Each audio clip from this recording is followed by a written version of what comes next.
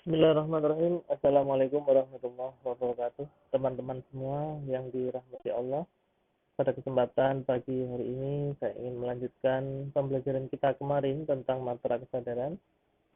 Mudah-mudahan materi ini bisa menambah pemahaman kita, melengkapi materi yang kemarin sudah saya sampaikan. Ya, yaitu tentang materi kesadaran. Oke.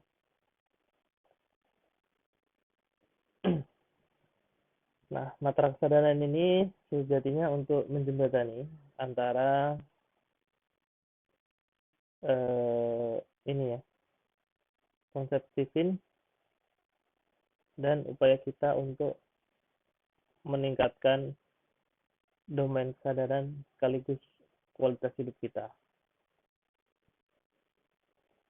Dalam konsep Stephen, seseorang itu memiliki salah satu dari 5 yang dominan.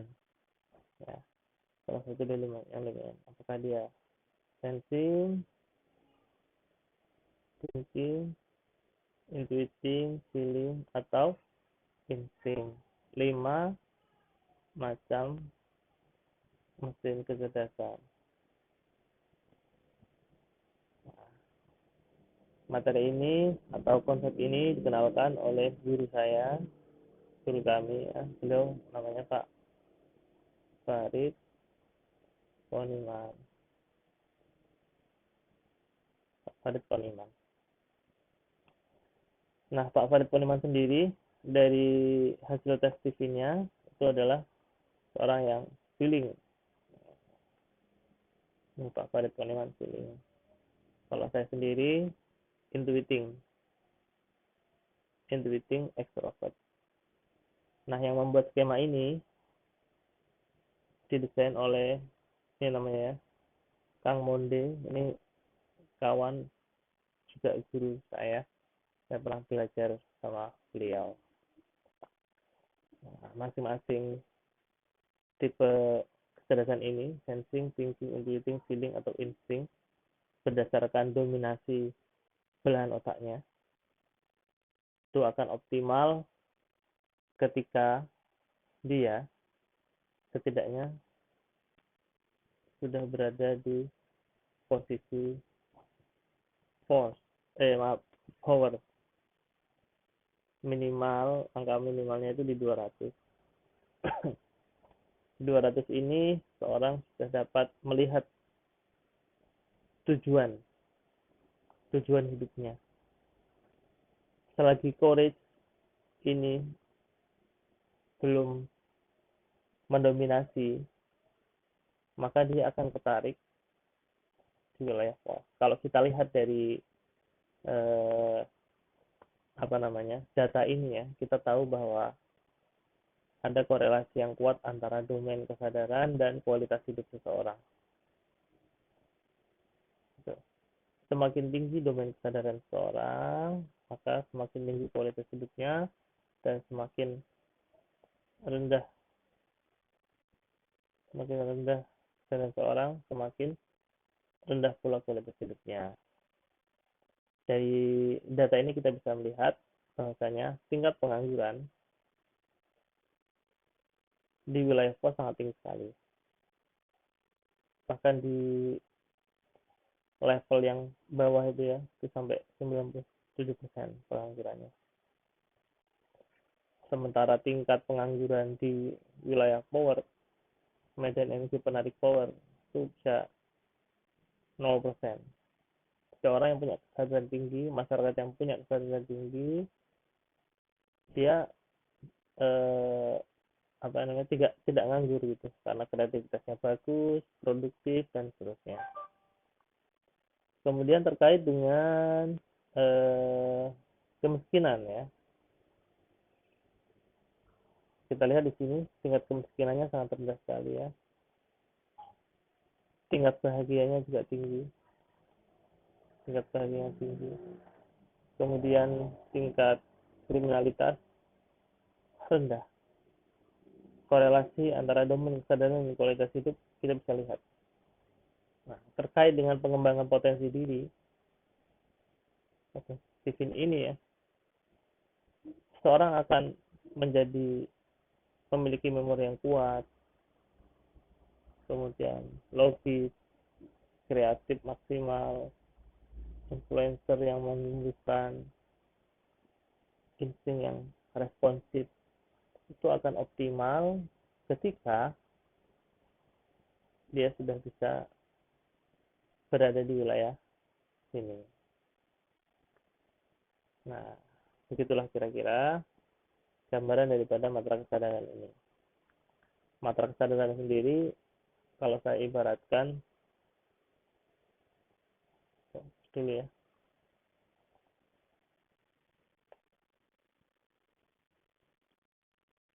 itu seperti ini. Matra itu kalau lapisan.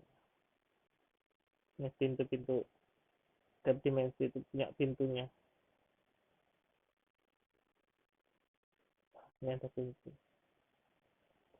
Kunci ini adalah matra kesadaran tersebut. Ketika kunci ini diputar, dibuka, maka pintu-pintu ini akan terbuka juga. Tapi kalau kita tidak memiliki cukup kesadaran untuk mengeksplor kekuatan diri kita yang sesungguhnya, maka dia akan tetap tertutup begitu saja. Data, informasi yang kita terima hanya sampai pada apa ya istilahnya koleksi saja, belum bisa menjadi perilaku. Nah, saya juga mengibaratkan bahwasanya setelah kita tes TV-nya, kemarin saya mengibaratkan lagi, kita sudah tahu model kendaraan kita apa, apakah sensing, thinking, intuiting, feeling, atau instinct, dan sebagainya. Sudah kebentuk ini, sudah tahu nih. Nah, mobil ini kan punya kunci, punya tombol power engine. Kalau ini tidak diaktifkan, ya dia akan menjadi mobil yang berhenti, tidak maksimal. Makanya Ayah Farid, guru kami itu, nah, jangan hanya sampai berhenti di level personality saja. Ini ada matra kecerdasan ya. Ini matra kecerdasan. Paling bawah ini personality, mentality, moral, dan spiritual. Ini harus ditingkatkan. Ketika tidak ditingkatkan, dia hanya menjadi bakat terpendam saja, tidak bisa muncul ke permukaan. Kemudian dari model matra kecerdasan ini, saya membuat model sama kawan saya, guru saya juga, beliau namanya Mas Jody, itu menjadi seperti ini. Ini model matra kesadaran.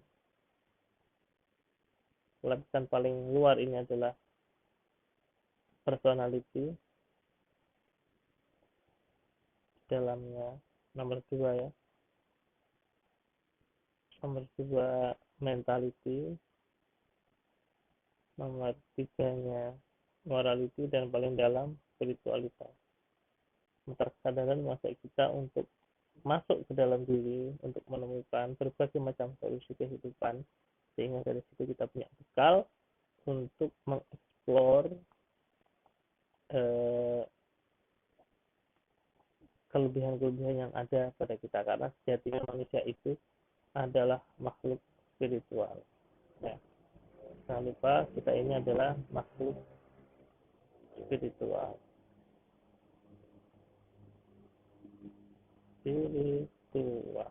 Jadi begitu ya teman-teman. Terima kasih sudah menyimak, dan saya Ali Mahnun. Assalamualaikum warahmatullahi